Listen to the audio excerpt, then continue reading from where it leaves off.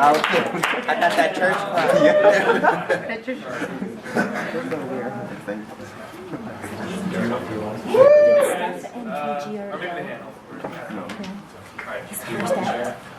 No, it's fine. Alright, hey guys, I'm Elisha. I'm doing stuff, I guess. So, I guess I'll do 2 poems, maybe. I don't know, that's alright with you. Yeah. Woo! I love you. I'll start with my shorter one, I guess, first. So, this one's called Moving Day. So, without further ado, okay. Alright. As much as I like change, there are times when I don't want to move. And these days feel like ephemeral eternities before I suddenly have to go, and I don't want to. I'm happy that you're happy, that everyone will be after I head out, but the future scares me. And I think it scares you too. I hope it doesn't. For joy looms over the horizon, she begs me to follow her home, and as I look back I want to see you with a smile on your face, with friends by your side. These decisions tear me apart. I'm a rag doll with no will to stay, strung up by my past contempt and willing to unravel these hidden fears so I can become new material. Developing the memories from these negatives as I prepare to clean this house from the past, I'll always remember the time spent in this place and how I can never neglect the walls. I feel as if I need to tear them down.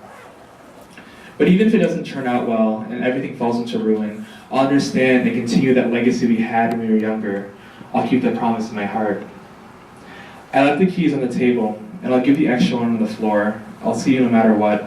Just please don't forget to keep the door open when you leave, so I can come back after you're gone.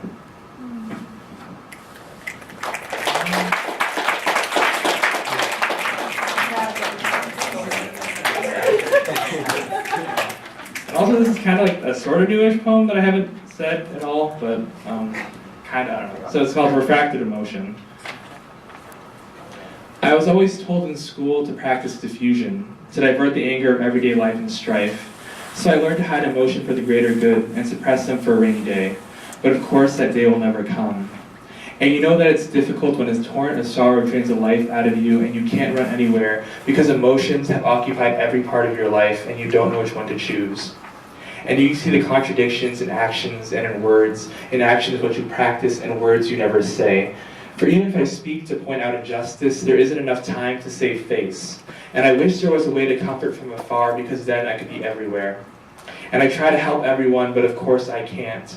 And I feel like I'm in a hospital, but never the doctor, always the observer, and I sit outside the waiting room and pray and wait to pray until they say they tried their best. But I know they didn't because I know I didn't. But apathy is all I feel, and happiness is a mask I wear.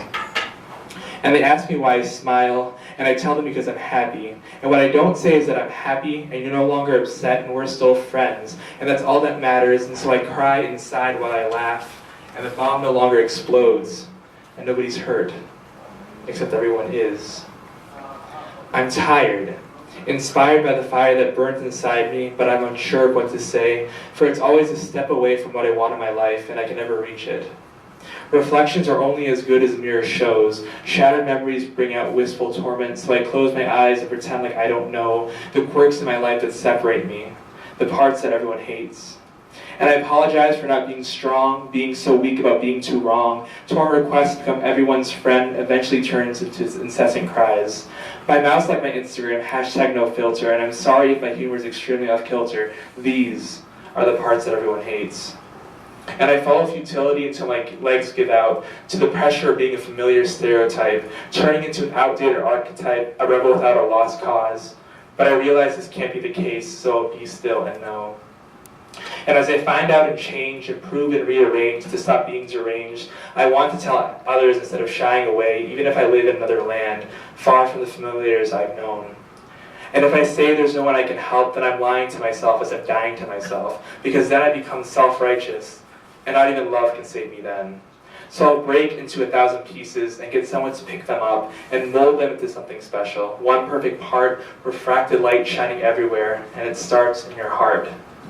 So then I wonder why we hate to express our emotions to the world. Why can't we speak up and help and act and do something? So cut the animosity before it's pure ferocity. It really is atrocious that hate is this precocious. And until I'm sure of what to do, I shroud myself in emotion. Yes. Thank you, Elisha, for those poems. That was awesome. All right.